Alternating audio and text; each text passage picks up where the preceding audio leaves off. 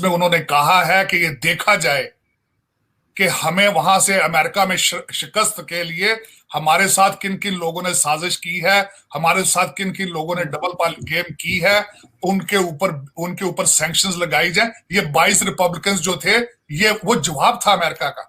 Sir India से relationship बेहतर करने के लिए इनको अमेरिका की क्यों जरूरत है कि अमेरिका बात करे, खुद क्यों नहीं कर सकते? तो चाइना भी अब आंखें दिखा रहा है, ऐसा नहीं कि चाइना खुश है, चाइना भी अब इन्हें आंखें दिखा रहा है। चाइना को तो मैंने आपको बताया कि सी पैक प्रोजेक्ट बंद पड़ा है, दासू डैम बंद पड़ा है, वो पैसे मांग रहे हैं, 39 मिलियन मांग रहे हैं आपसे। अपने जो 9 लोग उनके मरे थे। हम जब यहाँ बैठते हैं हम देखते हैं बांग्लादेश कहाँ जा रहा है, आपसे आगे निकल चुका है, श्रीलंका आपसे आगे जा रहा है, इंडिया के साथ तो आपका कंपैरिजन ही नहीं है। लेकिन सर जो इन्होंने मुआहदे किए हैं, जो जिस तरह से डील कर रहे हैं, चाहे ये टीएलपी को कर रहे हो या पहले ये उनको कर रहे थे, तालिबान को कर रहे थे, तो उसको अमेरिका में कैसे देखा जा रहा है? इसलिए कि उनको तो एक तरह से टेररिस्ट डिक्लेयर किया हुआ है और ये भी बैन ऑर्गेनाइजेशन है। इन्होंने कहा था कि जी इन्होंने भी जो है बहुत लोगों को मारा और रिसेंटली भी पुलिस वालों को मारा, जिसपे एक लफ्ज प्राइम मिनिस्टर ने नहीं बोला। मैं अमेरिका के बारे में, जहां पे जो 22 रिपब्लिकन सेनेटर्स ने जो बिल पेश किया था, वो अमेरिका की आवाज है। उसमें उन्होंने कहा है कि ये देखा जाए कि हमें वहां से अमेरिका में शिकस्त के लिए हमारे साथ किन किन लोगों ने साजिश की है, हमारे साथ किन किन लोगों ने डबल पाल गेम की है, उनके ऊपर सैंक्शंस लगाई जाए। ये 22 रिपब्लिकन्स जो थे, ये वो जवाब था अमेरिका का आपके लिए। उसमें लिखा था उस बिल के अंदर, आपको शायद याद हो कि आपने नॉर्दर्न अलायंस में भी उनकी मदद की, वो सारी चीजें वहां पे उनके पास शवाहिद थे, आपने उसके बारे में कुछ स्टेटमेंट दी, आपने उसको काउंटर करने की कोशिश की, कोई विल शो की हो आपने? जीरो। वो सारा आपने पूछा कि अमेरिका में लोग क्या समझते हैं। वो जो बिल था, वो जो सेनेट के अंदर जो 22 सेनेटर्स थे, वो इनकी आवाज थी। अब मैं बताना चाहता हूं आगे कहां जा रहा है, मैं आगे बताता हूं। जी। अमेरिका के अंदर अभी जो इलेक्शन, यहाँ पे 2 गवर्नर थे, उसमें बड़ी टफ आया मुकाबला। आपने शायद सुना होगा, वर्जीनिया में रिपब्लिकन गवर्नर आ चुके हैं, और वर्जीनिया में जो अटॉर्नी जनरल वो भी रिपब्लिकन आ चुकी है, लेफ्टिनेंट गवर्नर वो भी आ चुकी है। और उसके बाद अब 2022 में तकरीबन 25 से 30 कांग्रेसमैन और सेनेटर वापस आ रहे हैं, रिपब्लिकन अपने हाउस और सेनेट को वापस लेने के लिए। और 2024 में इस वक्त कंफर्म्ड है कि रिपब्लिकन प्रेसिडेंट वापस आएगा, बल्कि आजकल जो है वो टिकट डिसाइड हो रहे हैं। अगर इन हालात में अगर 22 सेनेटर्स जो है वो कहते हैं सैंक्शंस लगानी है, तो अगर वो जो पावर में आ जाएंगे, तो आपका क्या ख्याल है, वो भूल जाएंगे पुराने अपने जो अपना उनकी पॉलिसी होगी? क्योंकि आप काउंटर नहीं कर रहे हैं। आप जब काउंटर नहीं करते, आप यूनाइटेड नेशन जनरल असेंबली नहीं आते, आप समिट्स में नहीं जाते जहां आपको दिल ना हो, आप नाराज होकर बैठ जाते हैं आप इस तरीके से, तो आप दुनिया को सेटिस्फाई कौन करेगा? एक तरफ आपने जश्न मनाए, एकदम मेरा मकसद आप मेरे समय से बाहर है कि इस वक्त क्या। और दूसरा, मैं जो आपने पहले सवाल में किया था कि आप कहते हैं कि जी हम हवाई अड्डे देंगे। हवाई अड्डों देने की क्या जरूरत है? आपने एयर स्पेस तो दे रखी है। आपका सीएनएन का आर्टिकल जो 2 हफ्ते पहले छपा है, शायद आपके नजर से गुजरा है या नहीं गुजरा, उसमें उन्होंने कहा है कि मुसलसल हम एयर स्पेस यूज कर रहे हैं, बल्कि अब पाकिस्तानी गवर्नमेंट की यह ख्वाहिश है कि हमारे साथ मेमोरेंडम ऑफ अंडरस्टैंडिंग जो है वो साइन किया जाए, लेकिन शर्त उन्होंने रखी है कि हमारे इंडिया से रिलेशनशिप बेहतर कराएं। लेकिन आप इंडिया करना चाहते हैं, आप इंडिया लेकिन सर इंडिया से रिलेशनशिप बेहतर करने के लिए इनको अमेरिका की क्यों जरूरत है कि अमेरिका बात करे, खुद क्यों नहीं कर सकते? उसमें एक बात इनकी, अमेरिका से इसलिए कहा जाता है क्योंकि आईएमएफ यहां बैठा है, यहां से और डॉलर आएंगे, पैकेजेस आएंगे। हमारी हर चीज आरजू एक अफसोस के साथ, हर चीज के पीछे डॉलर होता है।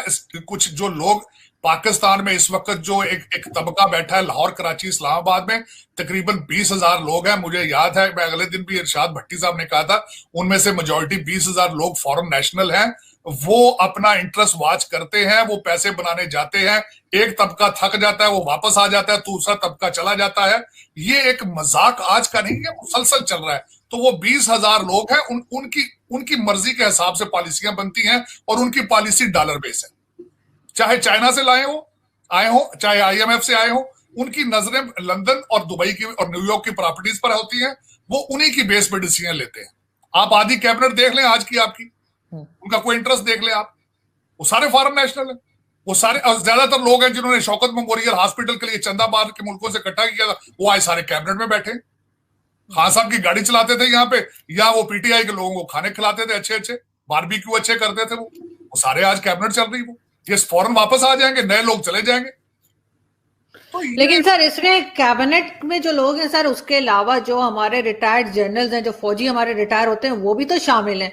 उनके भी जो है वो पिज्जा फ्रेंचाइज और क्या कुछ बाहर है। लेकिन आपके अंदर एक जो ट्रेंड 60 से चला है कि एक करप्शन के लिए एक अलायंस बनाया गया है, उस अलायंस में हर तबका शामिल है जिसका हाथ चलता है, वहां जिसके पास पावर है उन्होंने एक अलायंस बना रखा है। आप तो सिर्फ फौजी अदलिया की बात कर लें, आप तो सिर्फ एस्टेब्लिशमेंट की बात, वो सारे मिले हुए हैं एक दूसरे के साथ, एक दूसरे का इंटरेस्ट प्रोटेक्ट करते हैं, वो एक दूसरे को रिलीफ देते हैं, एक दूसरे को एनआरओ देते हैं।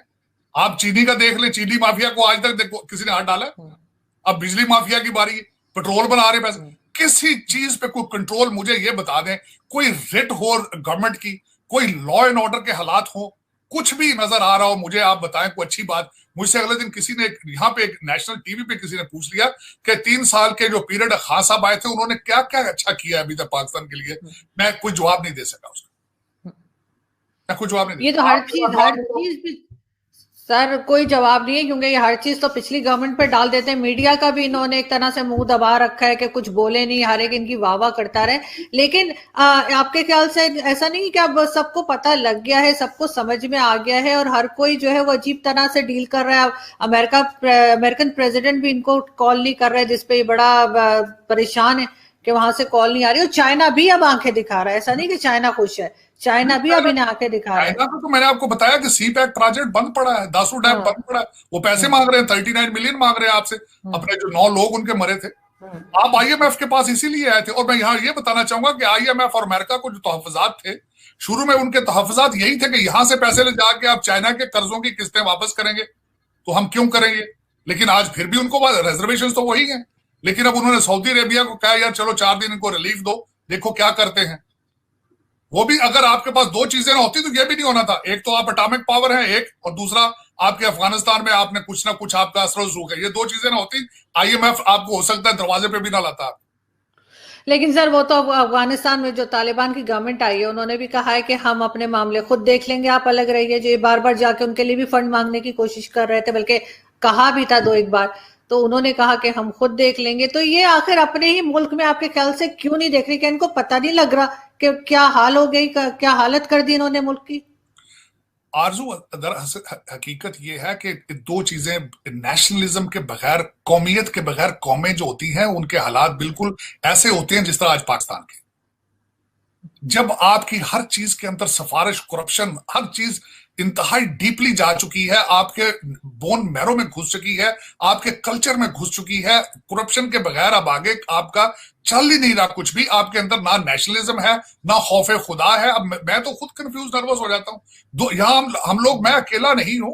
अब वॉशिंगटन डीसी में, लंदन में मेरे जैसे पता नहीं कितने और पाकिस्तानी हैं जो रोजाना खून के आंसू रोते हैं कि हमारे मादरे मिलत के साथ हो क्या रहा है, हम कहाँ जा रहे हैं। क्योंकि आप सिर्फ पाकिस्तान के बारे में सोचते हैं। हम जब यहां बैठते हैं हम देखते हैं बांग्लादेश कहां जा रहा है, आपसे आगे निकल चुका है, श्रीलंका आपसे आगे जा रहा है, इंडिया के साथ तो आपका कंपैरिजन ही नहीं है। देखे ना, वो मुझसे अगले दिन किसी ने कहा जी, ये उन्होंने कहा ताड़ साहब कि ये पाकिस्तान और पाकिस्तान के साथ अमेरिका के रिलेशनशिप कुछ और है, इंडिया के साथ कुछ और। मैंने कहा वो इनके ग्राहक हैं, आप इनसे चंदा मांगते हैं। मांगने वाले और कस्टमर के अंदर क्या फर्क होता है? वही फर्क आपका है।